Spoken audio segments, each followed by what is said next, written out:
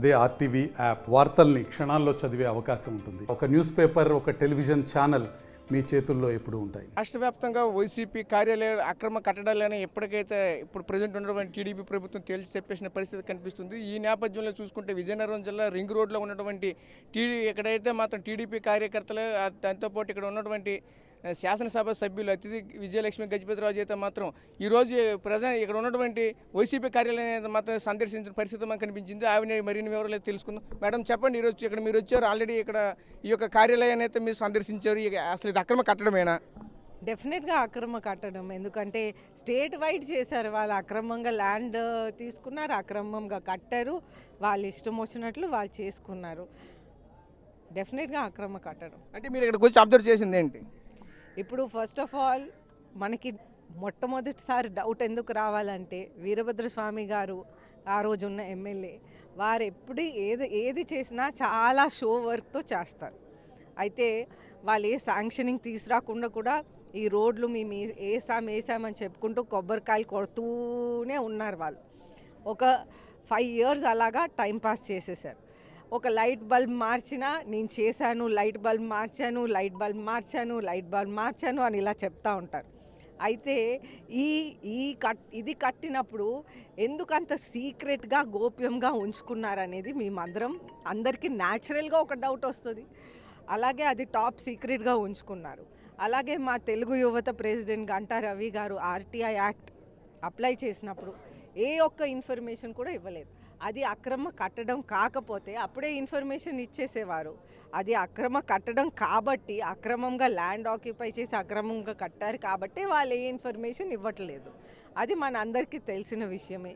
State wide కూడా అన్ని party ఆఫీసులు కూడా అన్ని వైసీపీ పార్టీ ఆఫీసులు ఇలాగే చేశారు. ఇక్కడ కూడా ఇలాగే చేశారు.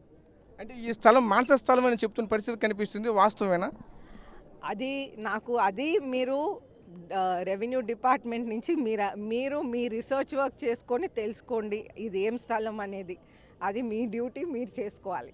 ఎంపీసీ బైపీసీ విద్యార్థులకి ఒక వరం CA CMA కోర్సులు. CA CMA చదివే విద్యార్థుల్లో 40% మంది ఎంపీసీ మరియు బైపీసీ విద్యార్థులే. Master minds. అంటే మరి మాన్సస్ అంటే సరే, ఇప్పుడు మీ వంశీయుల్లోనే ప్రజెంట్ ఉంటున్న పరిస్థితి కనిపిస్తుంది కదా, అందుకు మిమ్మల్ని అడగవలసిన పరిస్థితి ఇప్పుడు వచ్చింది. అది మాన్సాజ్ అయి ఉండొచ్చు, అది ప్రైవేట్ ప్రాపర్టీ అయి ఉండొచ్చు, అది గవర్నమెంట్ ప్రాపర్టీ అయి ఉండొచ్చు.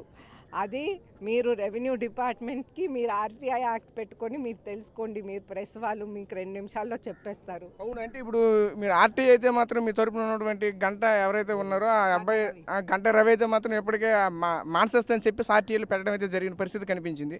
అందుకే దీన్ని మేము ఆర్టీఐలో పొందుపరిచినటువంటి మాటని ఈరోజు మీకు అడగడం. ఆర్టీఐలో ఆయన మాన్సాస్దో ఇదో అదో కాదని పెట్టలేదు. ఆర్టీఐ యాక్ట్ ఎందుకు పెడతారంటే అది ఏంటి తెలుసుకోవటానికి అనేది మనం పెట్టుకున్నాం, ఆయన పెట్టుకున్నాడు. అది ఏ సిచ్యువేషన్ ఉంది, అది ఏం ల్యాండ్ అనేది తెలుసుకోవటానికి పెట్టుకున్నారు.